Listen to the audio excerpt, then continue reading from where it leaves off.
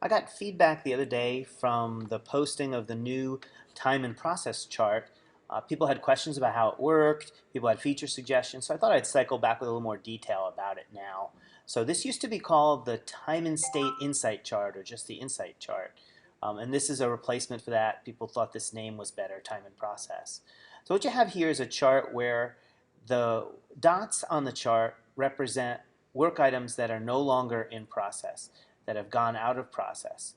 So these are finished work items for the most part. They might have been ones that were put back on the backlog also, though. Where they show up along the x-axis is the day that they finished, the day that they were last in process, I should say. Where they show up along the y-axis is how many work days they were in process. And this definition of work days is fairly nuanced, so that if something was started at, say, 4 p.m. on one day and finished at 10 a.m. the next day, assuming a 9 to 5 workday, and you get to specify this, then that would only be 2 hours, an hour one day, an hour next day. 2 hours over 8 hours between 9 to 5 is a 1/4 of a workday. So we'd only get 1/4 of a workday attributed to it for that. It'll take into account multiple times that it drifts into and out of process. We learned from the cycle time and lead time charts that the way those are calculated was not nuanced enough, and we're hoping that this new way of calculating it, more nuanced way of calculating it, is better. It will also knock out weekends, and if holidays are specified, it will also knock out holidays as well. So that nuance should hopefully be appreciated by folks. So what you have over here is the work days. What you have over here is the percentile coverage of the work items. So what this says is 52.5% of all the work items finish between 0 and 4 days. So we're only in process between 0 and 4 work days. And the bar over here, histogram, represents that we have 84 work items that were in that were only in process for less than 4 work days. The same thing with 71%, 82%, and again, the histogram corresponds with that. You have to go all the way up to the 44 days to get to the 98th percentile. This might give you some insight onto what your service level agreement should be for these types of work items. So I wouldn't want to commit to less than 44 days if I were making a commitment and I had a little bit of reserve in place to cover the 2% of the time that I went over that. Of course, if you wanted to be sure, then you'd have to go all the way up to 121 days.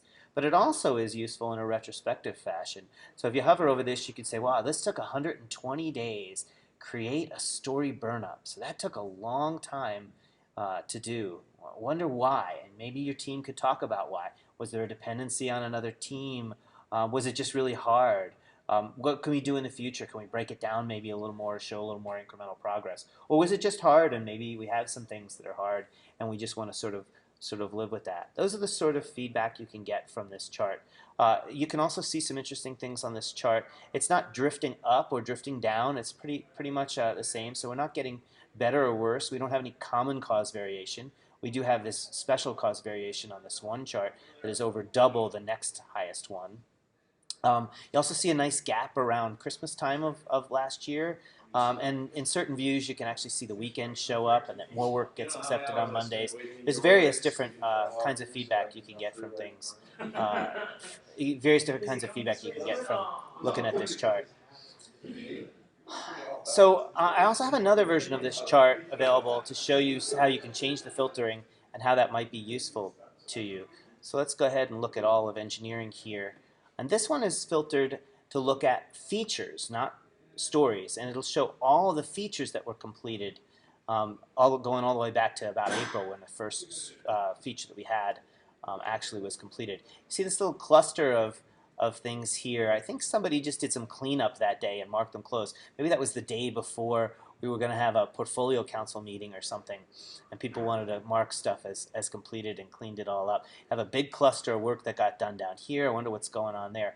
Lots of interesting things you could get from this one. And this one's filtered is only from the state, the feature state in dev, and that's a configurable list of states, and we're only showing the time it's spent in the in-dev time here. So, and it's only for features, portfolio item features.